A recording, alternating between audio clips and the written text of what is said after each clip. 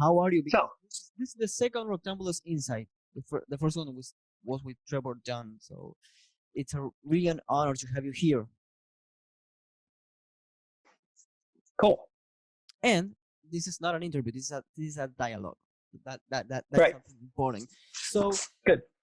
I was thinking about uh your beginnings in music, and I would like to focus on two aspects that deeply affected any urban boy in the middle of Cold War, and Ah, that will be punk and new wave. How was it right. in your case? Huge. I mean, growing up in America, the Cold War was huge because, well, I don't know many people who had much experience with anything east of Germany or Vienna. And even when we were touring, we did the first couple of European tours. I mean, they were all in Western Europe, and the East was always this looming thing that was like, obscure on the other side.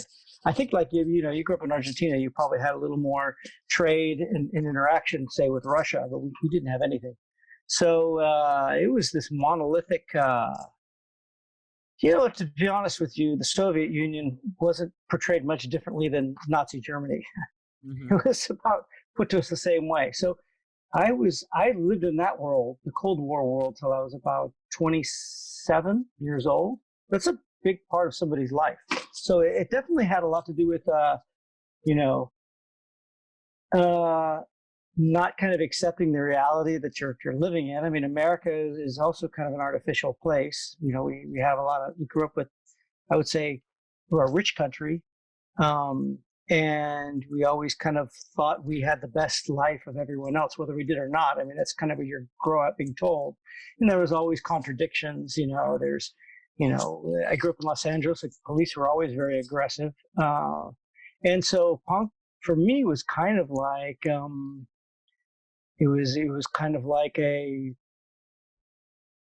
contrary story to the popular story that was presented to people.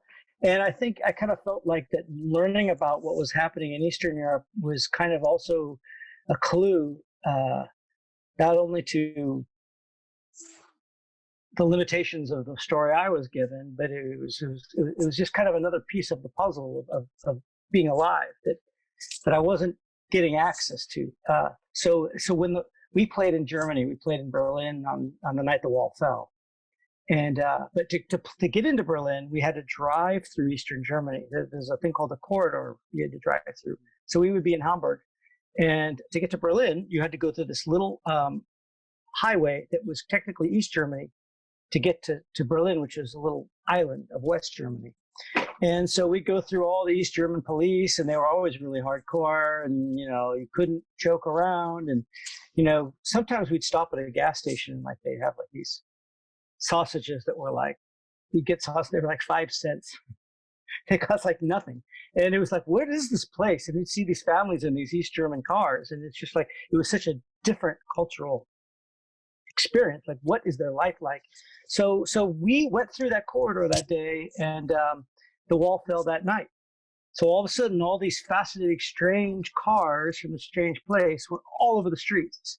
And it was kind of like the dam broke. And we were really lucky because we were touring at that time, and we could start booking gigs now in these areas that were previously inaccessible. And for me, with rock and roll, it completely worked. I felt like I imagine it'd be kind of like what Elvis Presley felt like touring Alabama, in 1958, right? When people were protesting and freaking people out, and there's this crazy guy doing this crazy stuff. I kind of felt like we were kind of doing some of that. And I think we made a pretty big impact on the places we went. It was it was very interesting, but I definitely mixed what was happening then with my own experience musically. Absolutely. But when you were in North America, when you were a kid or an adolescent, you were Yeah. listening to Yeah. Yeah. new wave, and there's different specters of new wave. You have, I don't know, Right. Yeah. experimental Yeah. ballet. It's a broad subject. Right. So, but that I really can listening to that kind of music in your own bass tuning. Like I hear Killing Joke when I'm listening Well, to yeah, sure. I it. mean, everybody has to get inspired by something when they're learning, right? Definitely. And that connection with punk and new wave had some when you were young. I mean that a political sphere, or was just a cultural movement of liberty that I never really thought of myself as a political person until I got older, really. But I think it was. I think that I felt where I grew up in Southern California that there was this mindset that was kind of unquestioning and not interested, not curious, and but it was also not satisfying. I wasn't satisfied accepting that. So I think that what I saw, uh, it was either people that were in that scene. I mean, I started going to shows when I was fairly young, like 15. It was either people who just didn't fit into society at all for whatever reason. They were just dysfunctional, or they were also just the Eagles weren't giving them what they wanted. If that makes any sense, because America was the Eagles. It was Boston. It was this kind of stuff. yeah. But when you say something about you not being a political guy, Right. when I see your Facebook, I see the opposite. You're really Yeah. into politics and really into political thinking, and it's very well known that you were in philosophy and you have Right. your studies Right. on Nietzsche. Yeah. Sure. Sure. Are you still reading philosophy, sociology, Oh, well, anthropology? not as philosophy as much. It's kind of like a study in. I see it like a study in itself. Like, but I do read history all the time. Absolutely, totally. I've always read history. Actually, I would say more than a political person, uh, I'm more a historically minded person, and I inconsistencies really piss me off when I see things that are not historically correct that are being sold to people that feel it's dishonest, and that's I kind of speak up about that. But I don't really see myself as a so-called political activist as far as being part of a party platform. That never interested me that much. No, no, it's not like Yellow Biafra. It's just Yeah, like um,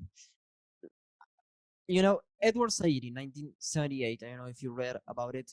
Uh, wrote the book Orientalism, and he said that which book is that?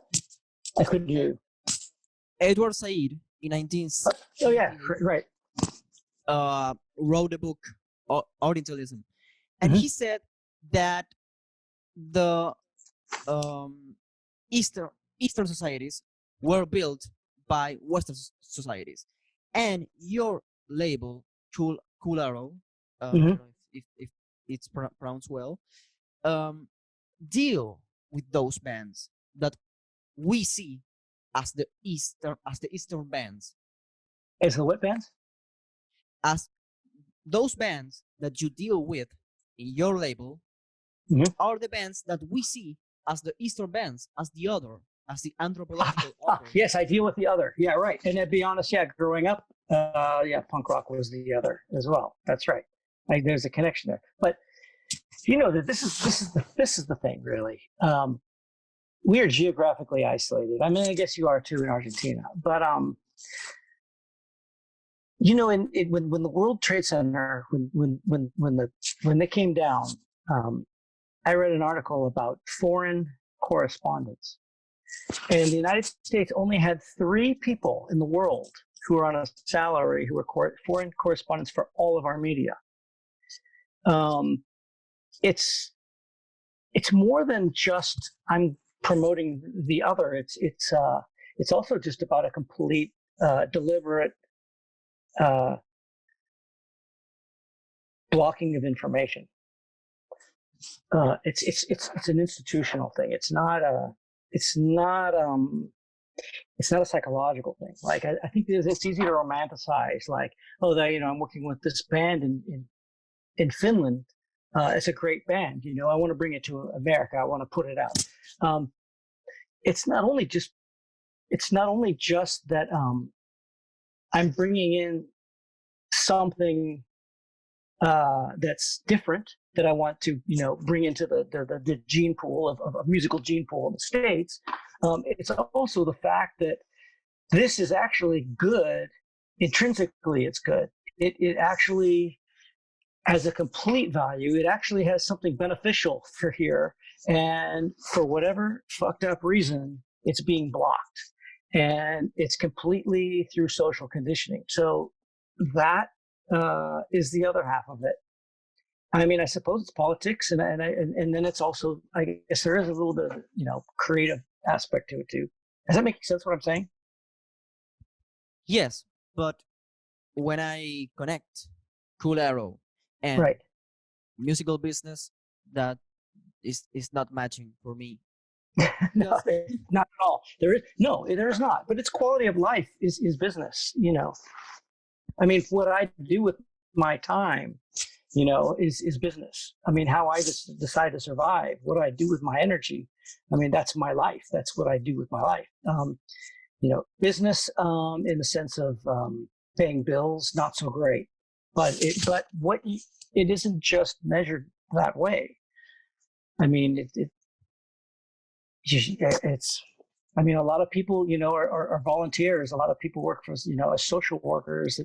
It's horrible pay, but they're doing a lot of good, and that is business. That is business, yeah, but it's really different to say, like, I don't want to give any band's name. Name X band mainstream. Cool Arrow can't compete with that. It's just in another. They can't what? It can't compete right. at the same level. So how's the? It cannot compete. Absolutely not. That's correct. But that's an ideology battle there. It's also political. Well, interesting. In a way, I don't think there's anything wrong with any of the stuff I release. I don't see why it shouldn't be mainstream, to be honest. I think it's as intelligent enough as anything. I think it's as well thought out, even more so in a lot of ways. I think it has to do with public perception that I have to live in and I have to work in. Unfortunately, it makes my life and my work harder, but that's just the nature of the world we're living in. I don't see it as anti-business or an assault on culture. No, it's just another kind of business. But I was thinking that maybe what you're trying to do with Cool Arrow is to build another kind of conscience. A little, in terms of listening this metal band, this jazz band. No, just try to see the other. Try to see what. Well, yeah, so that's true. That's true. Yeah, I mean that shouldn't be political, but you're right. That's true. But this is.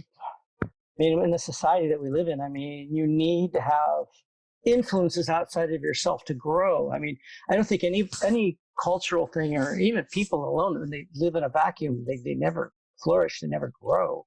And inspiration comes with growth, and you have to have that. I mean, it's a necessary ingredient.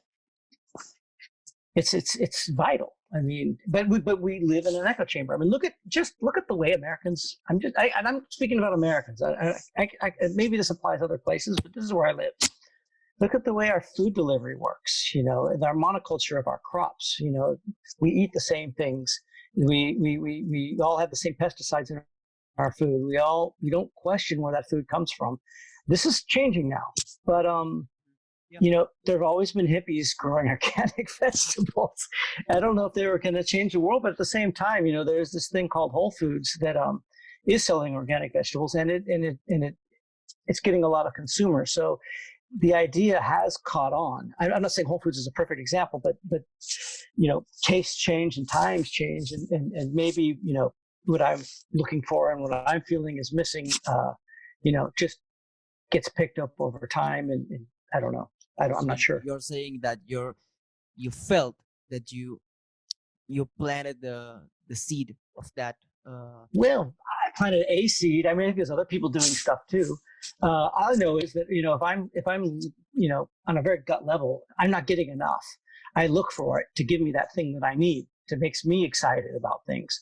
So if I find somebody finds me excited about things and other people don't know about it, it's natural that I want to share those things, right? Yeah, yeah. I mean, it makes my people getting excited and inspired makes my life better too, because the people can bring things, other things outside into my world as well. That makes me excited. I mean, it's a matter of just kind of like, keeping things vital.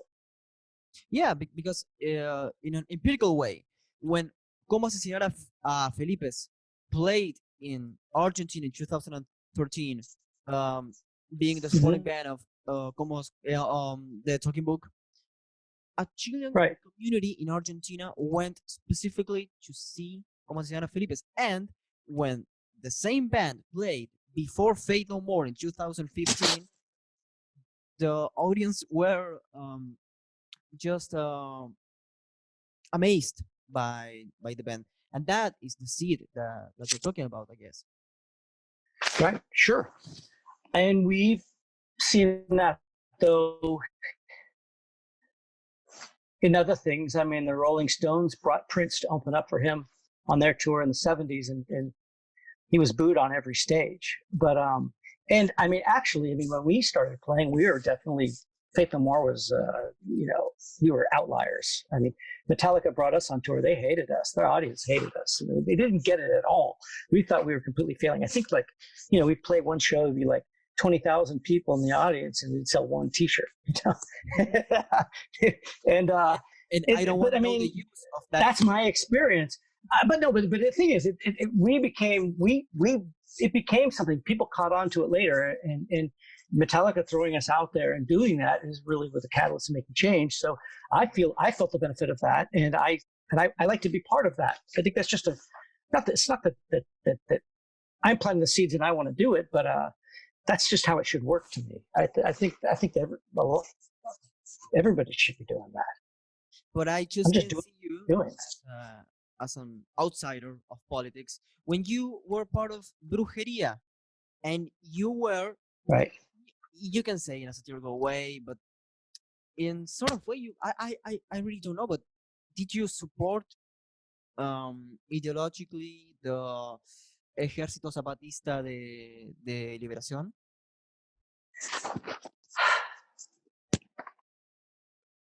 Parts.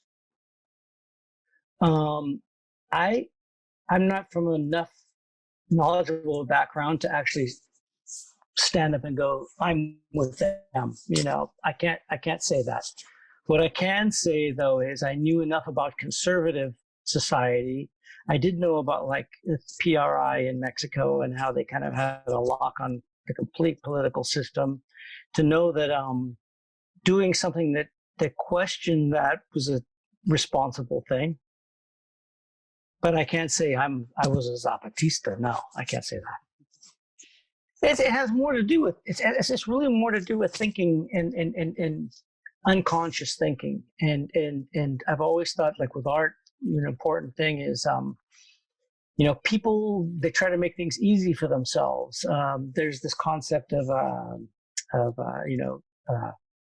neuroelasticity and neural pathways, and if you keep going down the same thought process, your body wants to keep doing that thing, and the more you keep doing the same thing, the harder it is to break out of that later. And it has to do with the way you think about things, the way you look at people, the way you approach your art. And it's a dangerous thing, actually, because you get comfortable, you get lazy, and you actually lose. I think that you cut off your own options. So I've always seen, when I see a lot of unconscious behavior with people not questioning and just doing things automatically, people dressing the same, people acting, I always like to do something that throws something that disrupts that. Because I think in that disruption is when the thinking starts. That's where the spark is. It might not last. It might not be something that sticks. It might just be like somebody walks up to somebody and slaps them in the face. That shock is enough to stop an unconscious process. And thinking in the conservative American society of the 70s, how of a disruption was Kiss for you? How was it disruption? Well, the band Kiss was a disruption for you in the conservative Kiss. American, the 19th. Well, Kiss, I mean, to a 13-year-old, Kiss was very disruptive because they were completely overtly sexual. And they were just over the top. They were completely unapologizing, and they were very, in some ways, they're very crass.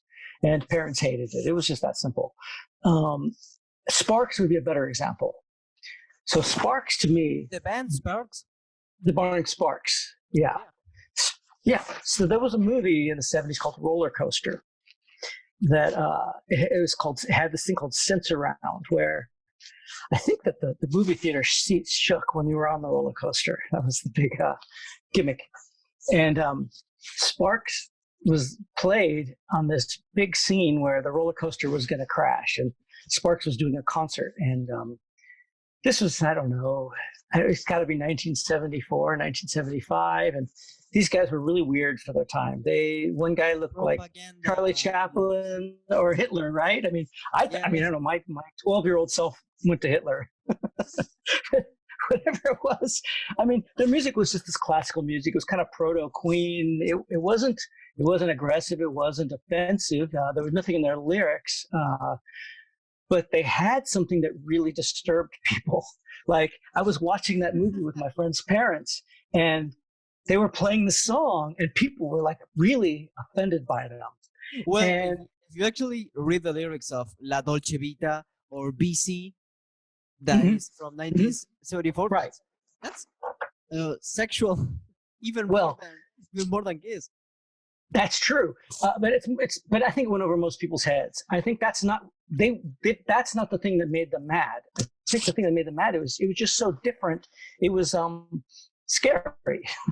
I think it frightened people. It was kind of like somebody who's afraid of their own sexuality. You know, you see a band like Sparks not playing this like this Laurel Canyon, Jackson Browne music, and it's threatening to them. And that to me is that I really got excited about that. Like, this is mystery here. What is this threat? What is this threat that's actually not a threat?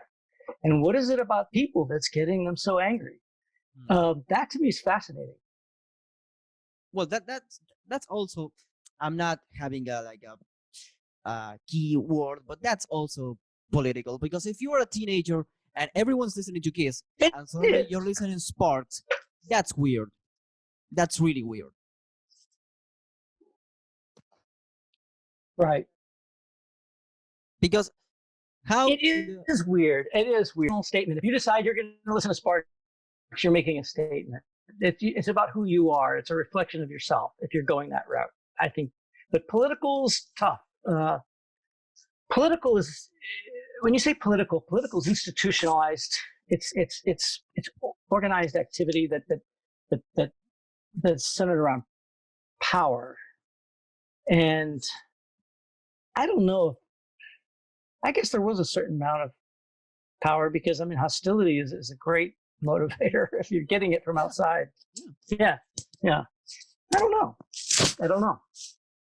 Well, whatever it was unconscious. That's for sure. I mean, if I'm 12 years old and I'm getting excited about that, it's unconscious. Another thing, I mean, like I don't know how this happened or why this happened, because my father was kind of more on the conservative side of things, but he liked music. But when I was 9 years old, he decided he was going to take me and a friend from school to go see David Bowie. And that was, I was 9. I was in 4th grade. So that was, I don't know what year that was, but it was Ziggy Stardust. It was during that time. And I would say I was in a very middle-class white background. We never would have had I would have never had, any exposure to that at all. The closest exposure I had to the kind of like dark side would be Charles Manson, because he was in LA, and everybody was terrified of Charles Manson. So going to this thing where everybody's got their makeup and like painted up and smoking weed, like, it was insane for me. It was absolutely terrifying and insane and fascinating at the same time. Absolutely, completely fascinating, because I don't know. It's really a gut thing. I think political, when you start saying it's political, you've worked it out enough to create some structures and formats and frames for action, and this was a lot more guttural than that. It just kind of made me feel like I needed to know what this other thing was. Yeah, but when I say political, it's like today with Black Lives Matter. If in the 70s Ziggy Stardust was a subversive thing. Then Absolutely. that was it had to be. Absolutely. political. That's right. I guess it was. It didn't. It shouldn't have been, but I suppose it was. I would say I haven't seen many interviews with David Bowie taking a political stance over his 40 years making music. I've seen a couple, but not a lot. However, I will say that there were a lot of politicians who made him a political threat, for sure. His lifestyle, whatever they decided he represented, I saw that being politicized. So was David Bowie the politician, or were the politicians being political? I don't know if Bowie, I think he was playing with cultural ingredients, but I think the political part came from the other side. I think every act is political. Okay, well, it depends how you define it. It really does. That's in that case. Then you're right. It is. Well, moving into something else that will be Shandy's Addiction and the Black Diamond Brigade. Yep. I think that is your mature being, self. I don't know how to say it. Your mature persona thinking of your childhood or your adolescence and this subversion. I don't know. I didn't think about it that much. All the guys in this band, Kiss was doing. It's kind of funny. Kiss wanted to do a cover album of their songs with other people doing them. My manager called and said, "Hey, you want to do it?" They were also managing Rage Against the Machine at the time. So it's like, yeah, Tom and Brad wanted to do it. And I was like, yeah, sure. I'm not doing anything right now. Let's do it. I didn't really know those guys that well. I was okay with them. And they said, yeah, his buddy Maynard is in this band Tool. He wants to sing. I'm like, yeah, whatever. The thing we had in common is that we all were like kids listening to Kiss, like 12, 13 years old. And so it was really just like, how would we do it? That was it. There was nothing more to it than that, really. And just kind of like, I guess when you say reconnecting, yeah, like we could talk to the guys. Like Gene Simmons called me on the phone and tell me what he liked about what we were doing, or, the hi-hat was too loud. That's pretty cool. I got a Christmas present that year. I got a fruit basket from Kiss for working on that project. That's funny. That's reconnecting. But there wasn't anything deeper than that. And we only spent a couple of days working on it. And MC5 for you is that's something else. That's a different thing. I wouldn't put Kiss and MC5 in the same basket. But I didn't get into MC5 until I was 55 years old. So I had a different outlook of doing what I'm doing, and I'm not 25. I'm 55, and I've toured for 30 years, and so going into a band like that, and doing touring for 3 months, in a bus, that's I have to really want to do it. That's a different thing. That's a different thing. I would say that was a very interesting thing for me, actually, because I think that it can't be denied that MC5 is influential on the music we listen to today. I mean, the facts are there. The bands that have become part of what we look up to as like iconic, they inspired a lot of those bands. So you can't deny their influence. But touring with them and seeing the value that Americans actually had on it, I don't think it was enough. I don't feel like I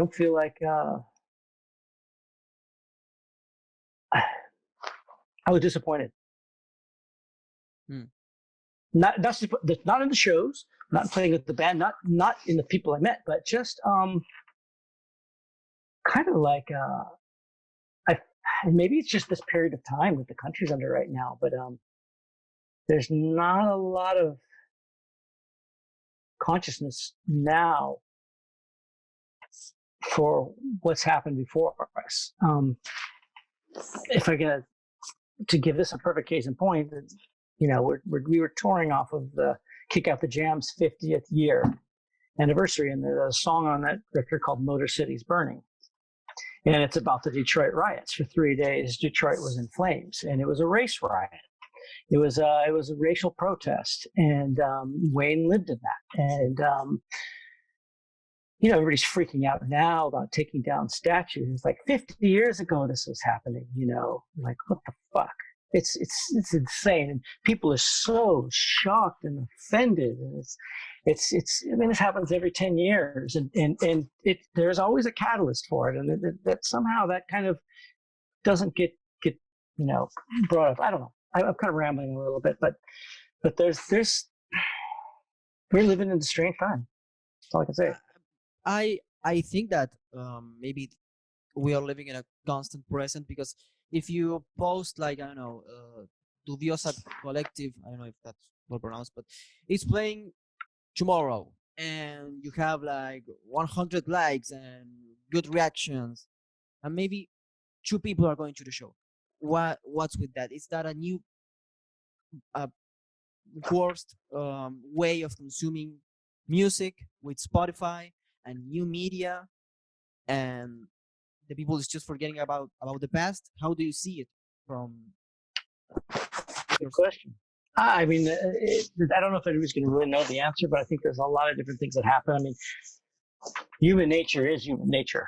There's been a problem that's, since we've been existing as people. There's people believe things that they want to believe, and they act on how they want to act, whether they're accurate or not. I mean, I've had a problem. I mean, just look at my band, Faith No More. What are we? Are we a rock band? Some people think we're a metal band, Some people think we're a Black Lives Matter band. I don't know what people think we are, and we don't even think we are. And actually, I don't think we really want to know too detailed a way of what we are. We don't want to really see ourselves too much detail, because it kind of prevents, anything from surprising ourselves too. It kind of takes away from any kind of self-discovery. Who knows what people think?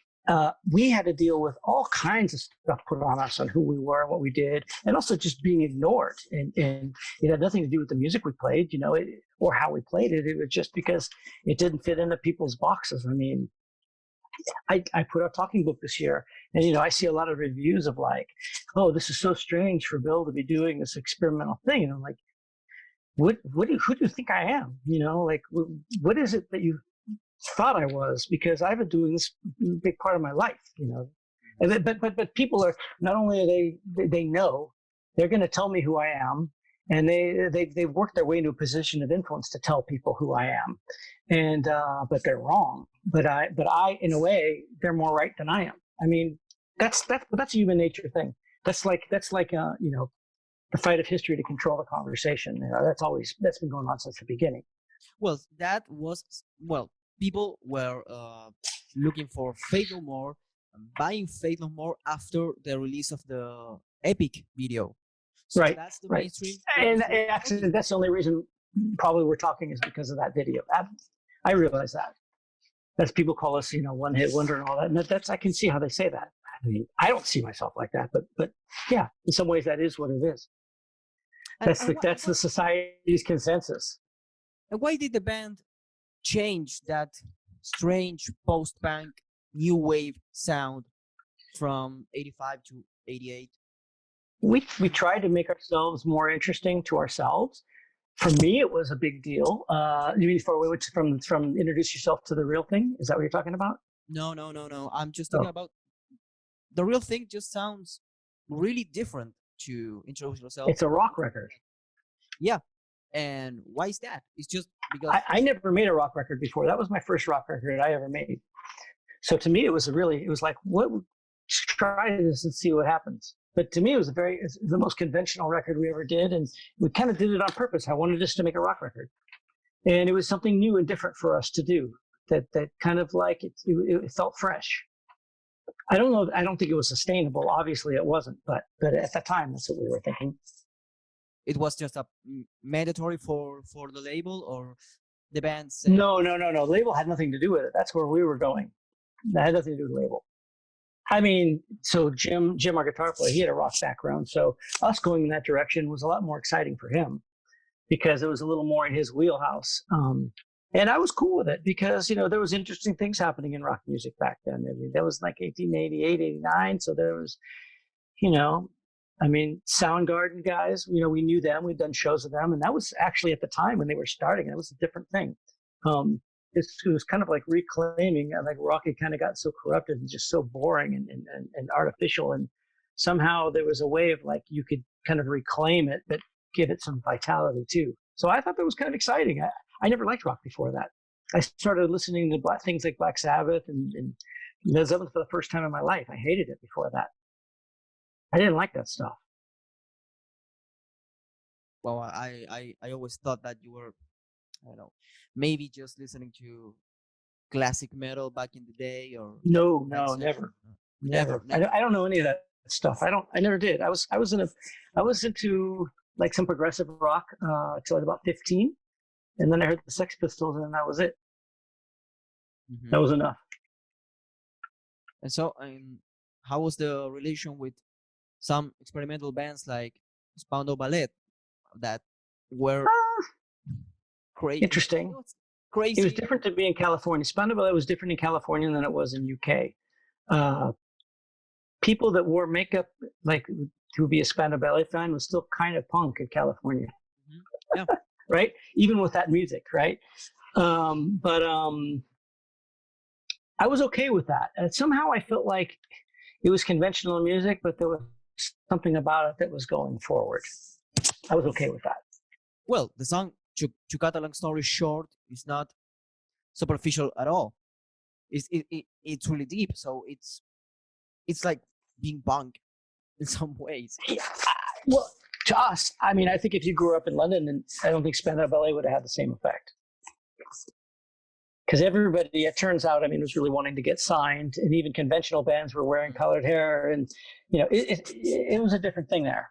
And I don't know if I grew up there, I would have had the same impression that I did being in California, where getting the NME magazine was something that was like this rare message in a bottle that came from the sea. So you wanted to read it and you wanted to understand it because it was this, what's happening, and it was kind of like everything is dead here, but I'm getting a little bit of information from the faraway world where everything is better. And are you still listening to bands like Talk? Like they had something to say? I did, but I don't. No, not so much. No. Not so much. That the one thing about that era, I think on a creative level, what happened in the 80s, actually not punk, but the post-punk thing to me. Okay, I'm 17, 18 years old, so that's a critical period when you bond to your, generation, right? That's when then leaves the hardest impression. I felt like that anything was open. You could have the Fall, you could have a certain ratio, you could have all these different kind of groups that all could play together but sounded completely different. Gang of Four didn't sound anything like Killing Joke, and yet you could have a concert and the Cramps could be on that show, and to me that was a very open period of time, and that's just how did I get into that? We were talking. There's a reason I brought that up from that period of time. You were saying something about. I can't remember now. What were you saying when I got into that? There's a reason I brought to that. Talk. Yes. Okay. Exactly. So that was part of that as well, and it was very well done. Now the big problem I have when I don't listen to those, even though I do see them as like huge influence period of time, it's because the production. The more I've been learning about how things work and how things sound, like I just like the reverb and stuff. Like I'm a victim of being too technically minded when I hear things. I can't stop my analytical part from listening to those old records and hearing mistakes. So it's hard for me to get pleasure out of them anymore. Even though on a musical level, I completely appreciate them, they're not pleasant to listen to. But even if you're listening to Trevor Horn, You don't. I never liked him too much. He was not one of my, I wouldn't say. When I hear Trevor Horn, I hear a Fairlight keyboard. And it's just that sound, and it's just that thing. That's not my thing. That's not my taste. What will be the producers that are in your taste? Oh, that period? Well, I mean, there's this guy, Martin Hannett. I thought he was cool. He did like Joy Division and stuff like that. All the factory record stuff. Whew, I don't know. I hate thinking about the stuff. This guy, I think John Leckie, he was cool. There was a lot of British producers. Not a lot of American stuff got me too excited. A lot of dub stuff, a lot of reggae, dub, Lee Perry. That stuff was really cool. I think that the best productions are from Echo and the Bunnymen. And that was great stuff. That stuff, I can still listen to that. That stuff holds up. I think that holds up completely. Yeah, those first two Echo and the Bunnymen records are fucking awesome. And I have to add The Hurting by Tear for Fears and songs from the Big Chair. That will be the. They're cool. Top. It's good. It's a good record. It's a good record. That wasn't quite my thing, but I appreciate it. And another thing that I wanted to go, it was like, how did you even get into the production world? Did you get into when you were recording, talking to Matt Wallace? How was that? Yeah, your own. I mean, I was always kind of interested because I always thought of like the recording tools as kind of like a musical instrument, and it is really when you start, it's this crazy thing you have to learn. It's intimidating, but at the same time, I like,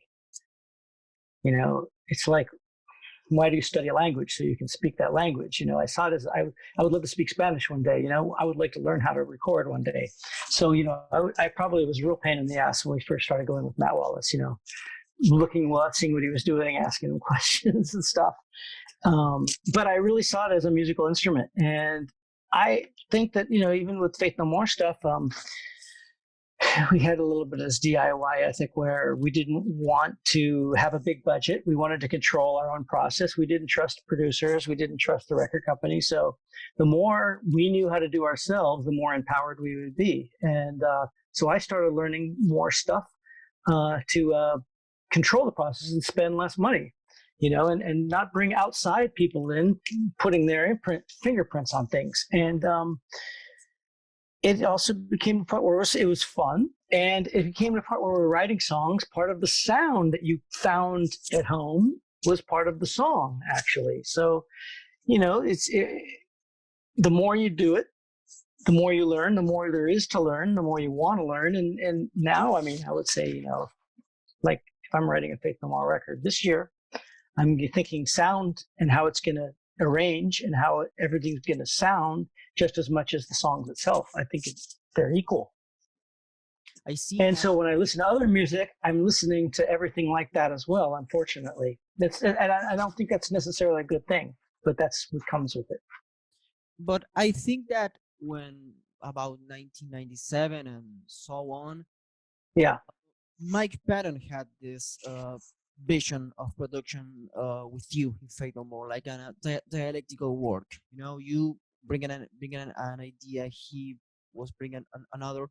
I see like a really like the vision of Mike Patton is by 1997 is really on in the records. I don't know if you agree, and I know if that is a positive thing for that era. Mm-hmm. I'm not sure. I can't. It's too subjective for me. I couldn't tell you, to be honest. Art. I mean, even working with him. I mean, and I think that the good thing is on musical side of things, we have similar tastes. So it's very productive when somebody hears something. Usually, the other guy hears it too. So we don't have to explain it to each other. I think that's really great. But even over the years, I mean, who was on, we both changed as people, and our relationship on every record was a little different with each other. So I don't know. Yeah, because before Patton, that was another sound. It was Well, yeah. it was a different sound, and I don't want to bring Mike here. Just No. Of course. I'm just thinking about the production aspect of Faith No More, and I see that after Pattern, the band sounds different. It has a different vision. Well, think about it like this: we did the first album. We'd never toured before, right? It was a demo tape that turned into a record. Then we did it one tour. Then we did Introduce Yourself, and then we toured that for a long time, maybe as long as a year. So then we did the real thing, and we've been touring for a year. I mean, like people say, I mean, when you're a musician, touring is really where you get good. And it's really where we learned how to communicate with each other. So it's inevitable you're going to hear a big difference between Introduce Yourself and the real thing, because we really learned how to play together. And it just comes out. You can hear it. And we were also, wanting to go in a different kind of direction, musically, even before we met Mike. I mean, most of the music was written before Mike even joined the band. So it was a direction that we were already taking that was, in a way, like it's a little more rock. And that was kind of an interesting thing. That was an interesting experiment.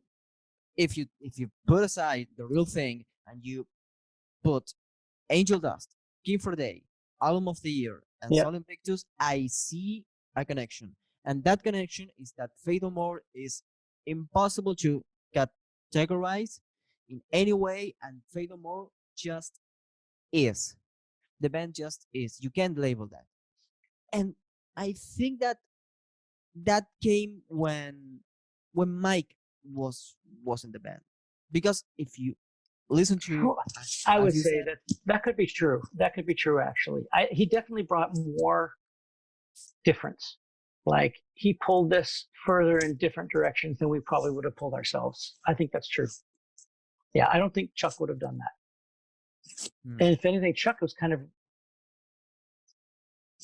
going in one direction that I think that you could probably hear in the later stuff that he did. If you hear like the record he put out a couple of years ago, that's the direction he was heading in. That wasn't the direction we were heading in. Yeah, totally. And what project or band do you think that identifies the most as an artist and as a human being when you're alone and you're thinking of that seed you plant? They were all things I did when I was younger, so I don't think any of them, but I think I can connect to all of them. But they're all, I don't listen to them. They're done, that's something it's like pictures from 5-10 years ago. They don't really have any. And to be honest, people can criticize them, and I'm okay with that too. They can be right even, and I'm okay with that. I mean, that's not me now. So I can't say that there's anything. It's kind of out there to live on its own at this point. Mm-hmm. So it's just Bill Gould and his projects, and that's what. Well, I mean, what you hold on. I don't know. That's such a great career position to take, but that's the way it is. That's what makes me happy, right? This is how it's going to be. This is how it's going to be. It's going to be. I'm as a subjective person, I'm just trying to put my energy into things that are fulfilling, until I kick the bucket in 25 years.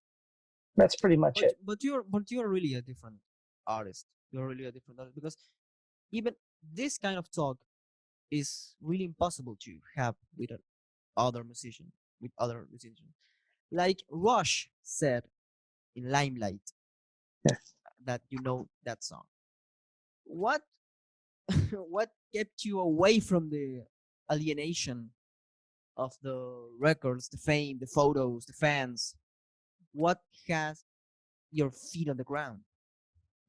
I never cared about that stuff. I mean, it's a really stupid cliche thing to say, but I mean, if people get this big, they talk about this rush you get, when you play in front of 10,000 people and they all know the song. It is great, okay, but I could live without it. I mean, what I like is the ability to keep doing what I'm doing. I mean, what I see is the benefits of, say, with Faith No More and its popularity is it's given me resources to do more creative things, to make decisions on what I think are more fulfilling that maybe don't make a lot of financial sense, but I can take that worrying part out of it and just do what I should be doing.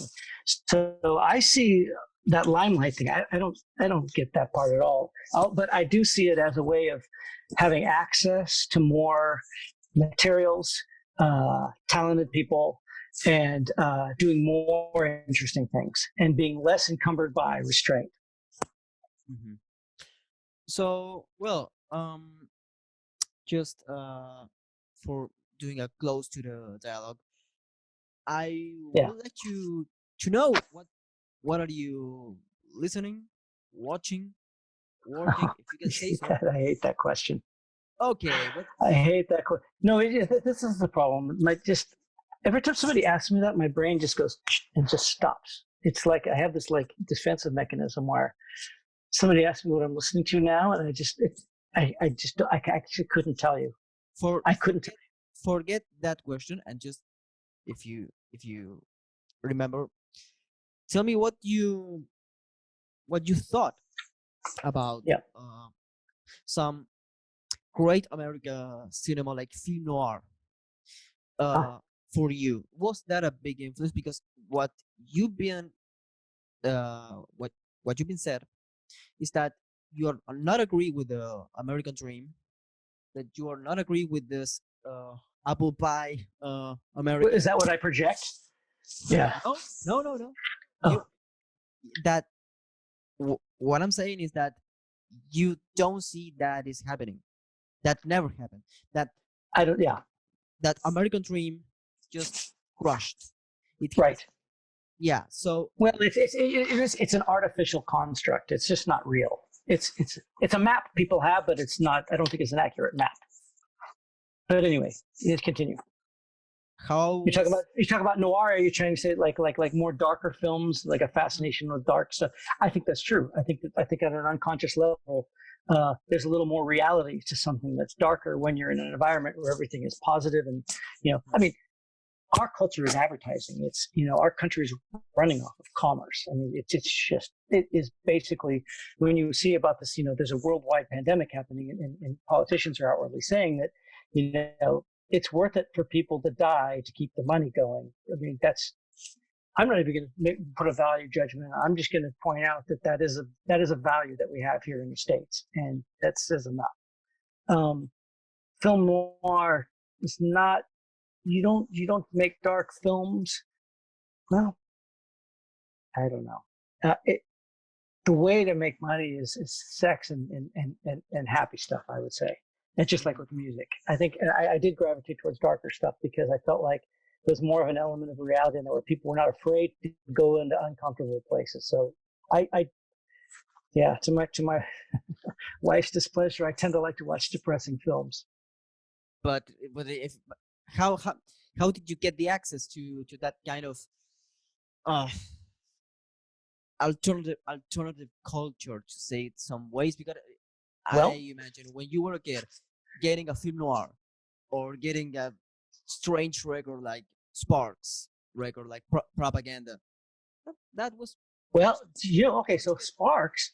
I saw the film Roller Coaster, and that was a conventional movie. Just some crazy producer got them in that film. I don't know how they did it, but it was brilliant. Whoever did it, that's how I found out.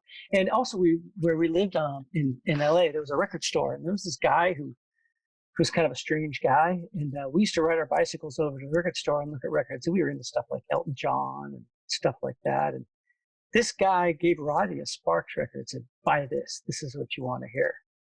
And Cheap Trick was another one. And that was really guys like that, or like the guy in that film who put it in there. It's kind of like when it's like when somebody can pick anything, and he picks something that people might not understand and puts it out there. That's that roller coaster movie was a huge thing for me. Or what's another one? There are a couple other things where, like in conventional places, when you see something that doesn't make sense at all, that's when it breaks through the ice. Oh yeah, I remember. I wanted to ask you about your relation with Russia, because Yep. Even in your Facebook, you post like some military march on Russia. I think that you are fascinated in some ways with the USSR, and even with Say No More played in the Exit Festival, you scream "Hello, Yugoslavia." So I was being kind of a dick. Yeah. how how how is that relationship with Russia or maybe the USSR? I don't know.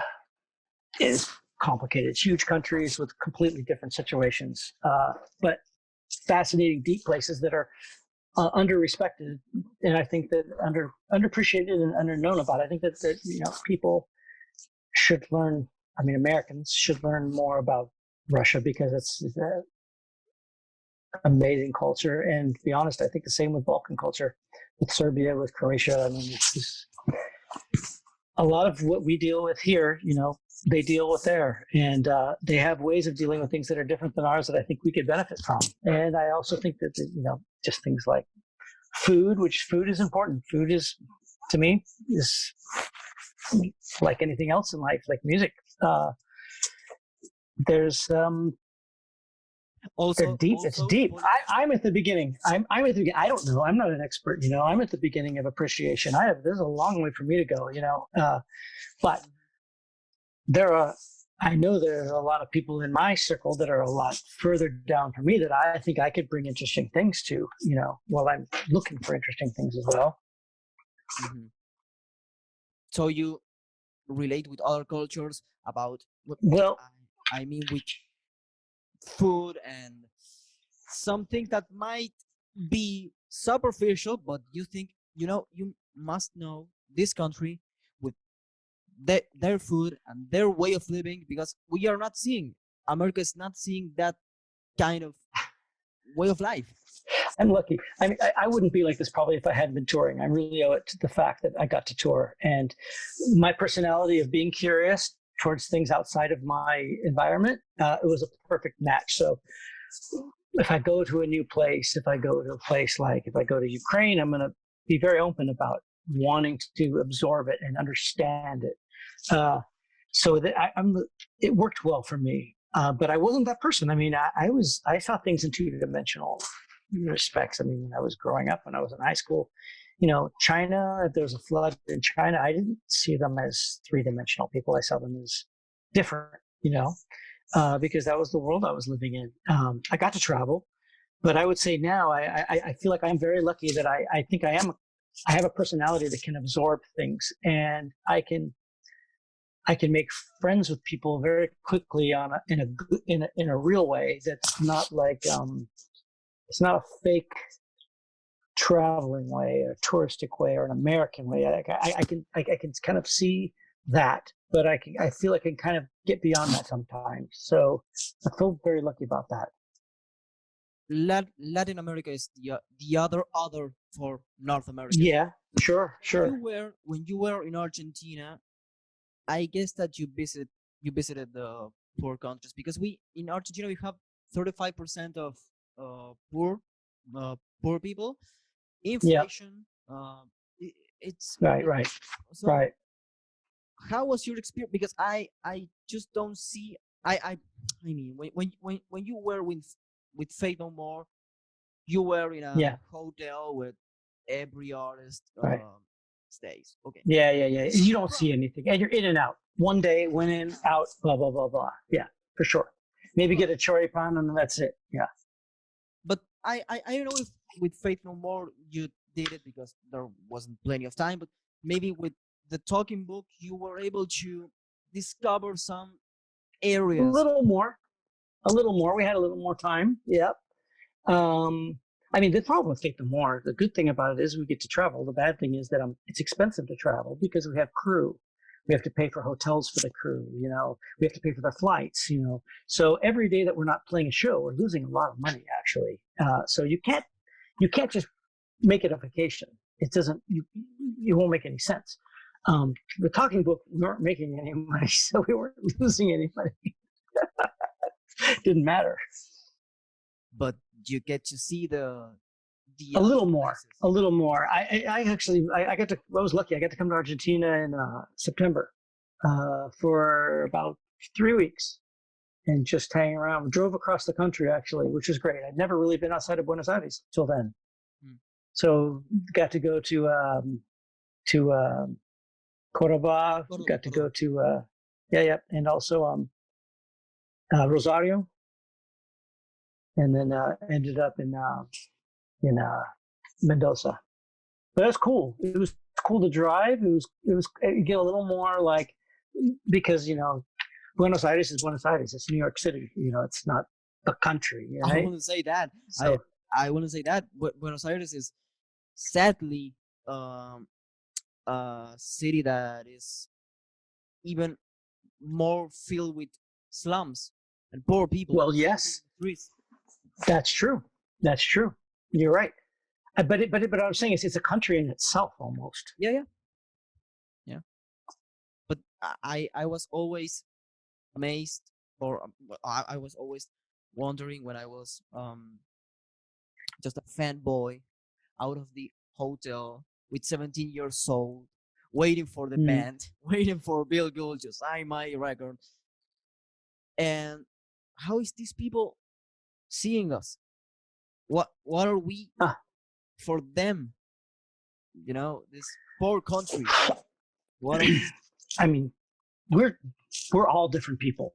So I can't say my experience is the same as even the guys in my own band. Everybody's different on how they take information, right? How I see you guys sitting in front of a hotel and how, the drummer sees you guys, I don't know. And I can't control that, to be honest with you.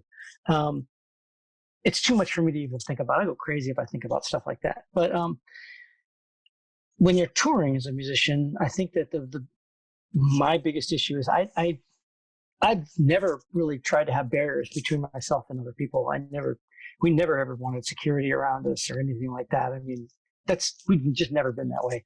And all this thing of this status that comes with being that, I don't think anybody really cared so much about that. But when you are touring, you do have a limited amount of energy that you can spend for that show. So I am always constantly on tour trying to pace myself and not give up too much energy so that I'm tired when I have to go on stage. Unfortunately, that's just the reality. So when there are kids, if there's too many people that want me to sign too many things, whatever, I get into self-protection. I mean, that's just the nature of it. Unfortunately. Do you feel the same excitement uh, playing the same Fatal More years that you made, that you played, like in the 90s, 80s? You feel the same? When when I see you, the answer for me will be yes. But I don't know how you experiment that. I mean, again, it's all individual. I can tell you how I feel. Like when I do a show, it's like a boxing match to me. It's always been like this. So it's like before the show, it's like either I'm going to win, or I'm going to lose. It's not like I get pleasure doing this.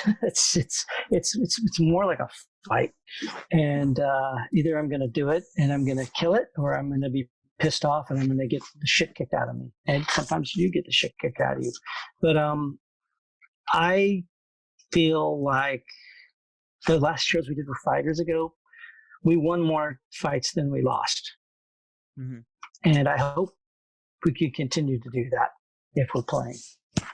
I just want to close But by. it's either the show is good or it's shitty, and that's it. That's it. And we do it good or it sucks. And I wanted to close with something that's really deep.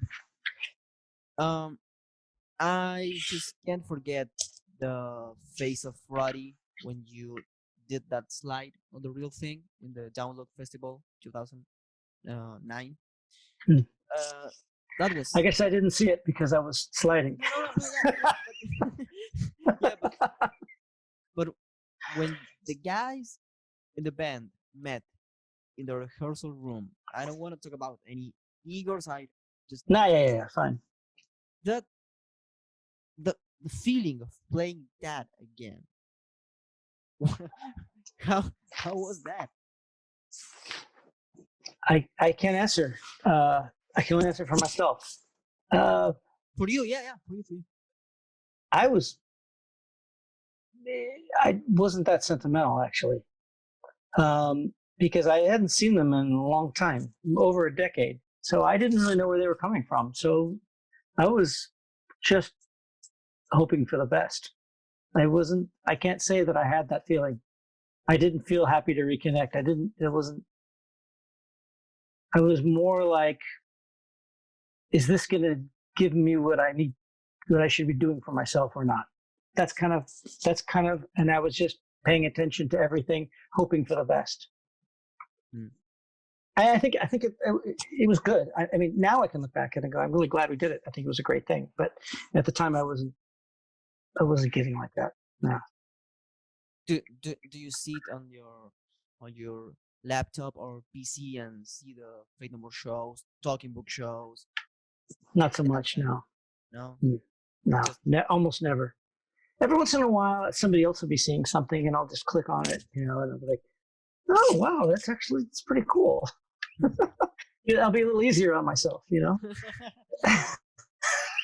wasn't so bad. Yeah, but maybe if you get too obsessed of watching yourself, see and evaluate yourself, maybe you lose that self-awareness that you were saying that. I think so, and I'm just in my back, back to the individual thing. I'm not a perfectionist in anything in my life except music. And I'm an extreme perfectionist with that. I'm just I can't help it. It's either I like something or I don't like something. And so it's very hard for me to give myself any relief and to like let myself off the hook, and so if I'm seeing what I've done, I'm constantly just criticizing myself. Don't need to do that.